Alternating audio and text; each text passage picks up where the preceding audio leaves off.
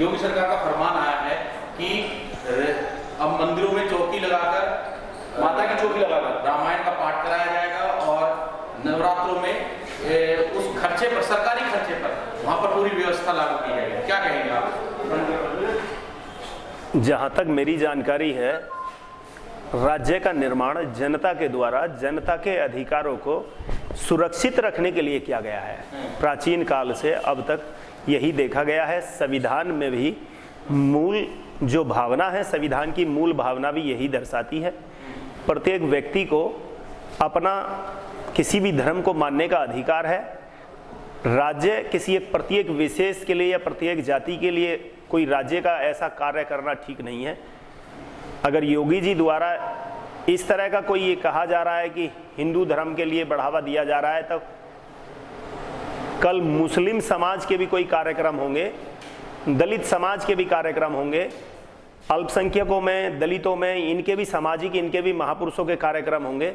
तब क्या राज्य सरकार के पास जो है शिक्षा, सुरक्षा, ऐसी बेरोजगारी, ऐसी समस्याएं, जैसे कि देश में इतनी हालत जो अभी स्थिति चल रही है, खास तौर पे इतने लोग अव्यवस्थित हो रहे हैं, बेरोजगार हो रहे हैं, महंगाई दिन प्रतिदिन बढ़ रही है, इन सब चीज़ों पे जबकि आर्थिक बोझ राज्य पे पड़ रहा है, रोजगार लोगों को नहीं दिया जा रहा है, ऐसी स्थिति में एक और नया बर्डन डालना, जबकि क्राइम दिन प्रतिदिन बढ़ रहा है, ऐसे क्राइम को बढ़ने में अगर एग्जीक्यूटिव बॉडी जो डीएम, एसएसपी, अगर इनको ये निर्देश दिया जाएगा कि ये धार्मिक कार्यक्रम में व्यस्त रहेंगे, तब मैं समझता हूँ ठीक नहीं है।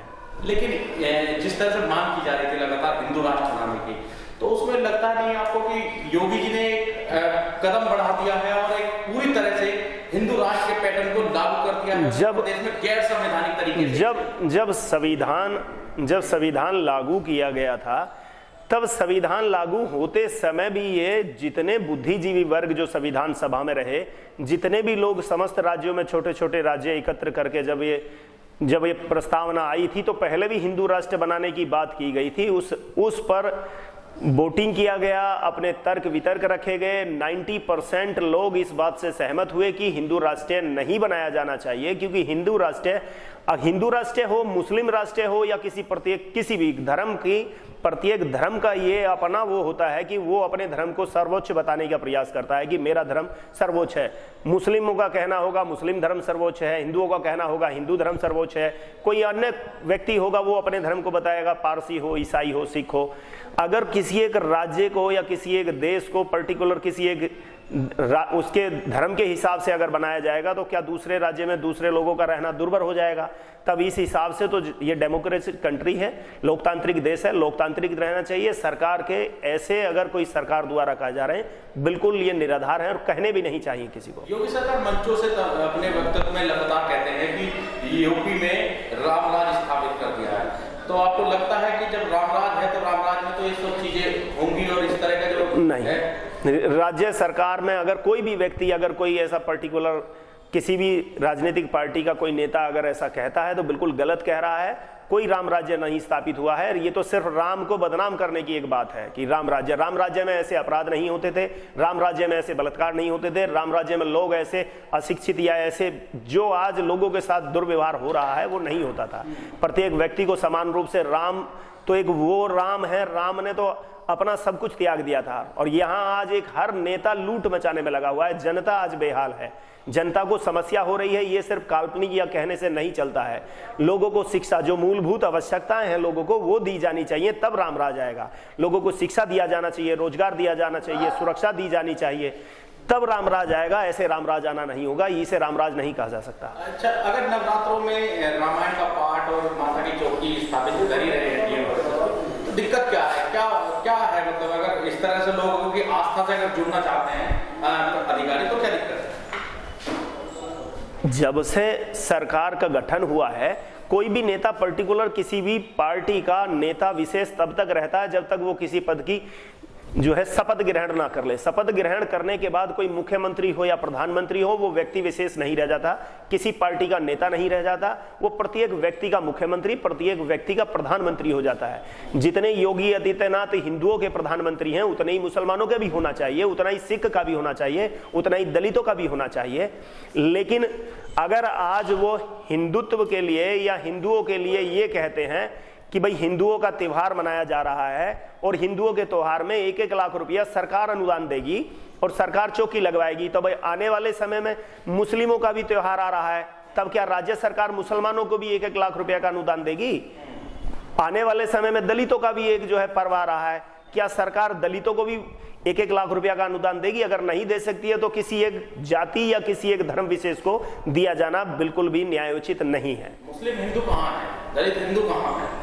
ये गलत है, धारणा बिल्कुल सोच गलत है। ये ऐसी चीज अगर इस प्रकार ये सोच रहे हैं कि दलित हिंदू नहीं है, तब इनको डिसाइड करके इनको डिक्लेयर कर देना चाहिए दलित हिंदू नहीं है।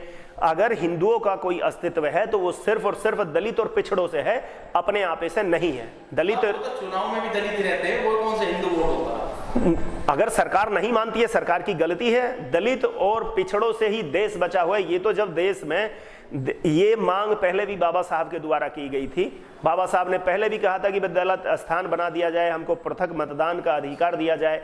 उस समय भी गांधी जी का ये तर्क था, गांधी जी द्वारा कहा गया कि भाई अगर दलित अलग हो जाएंगे, अगर दलित और पिछड़े शूद्र अर्थात जो बड़ी जातियां 3 जातियां ये हैं, क्षत्रिय, ब्राह्मण और वैश्य, इनको छोड़ने के बाद प्रत्येक व्यक्ति शूद्र है। अगर शूद्र अलग हो जाएंगे, दलित अलग हो जाएंगे, तो फिर बड़ी छोटी सी संख्या में यहाँ स्वर्ण जाति के लोग रह जाएंगे। जाहिर है कि जनसंख्या ये अपने आप में हिंदू, अपने आप में अल्पसंख्यक यहाँ हो जाएंगे। तो दलित और पिछड़ों को अलग नहीं किया जा सकता। अगर दलित और पिछड़ों को ये अलग मान रहे हैं तब इन नेताओं की बिल्कुल गलती है, मैं उसका समर्थन नहीं करता। तो क्या आपको लगता है कि जो जहाँ पर व्यवस्था नहीं हो पाती है, मुख्यमंत्री योगी आदित्यनाथ ने उन जगहों को शायद इस तरह का अनुदान देने की बात कही हो, उन लोगों को जो चिन्हित किए, वो शायद ऐसी बस्तियां हो जो दलितों के बीच की ही, जहाँ पर मंदिर बने हुए हैं, व्यवस्था नहीं हो पाती है, वहाँ इस तरह का कार्यक्रम कराया जाए, ऐसा आदेश दिया हो? देखिए, मुख्यमंत्री हैं, कोई व्यक्ति विशेष नहीं है, उनका कहा हुआ मौखिक आदेश लागू हो जाता है।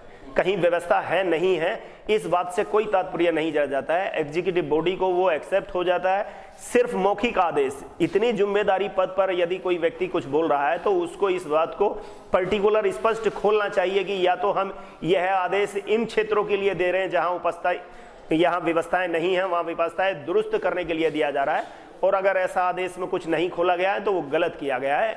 उसको सभी लोग मानेंगे।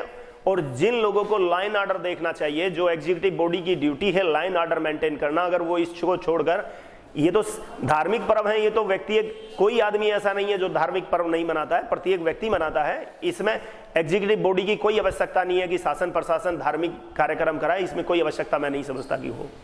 ठीक।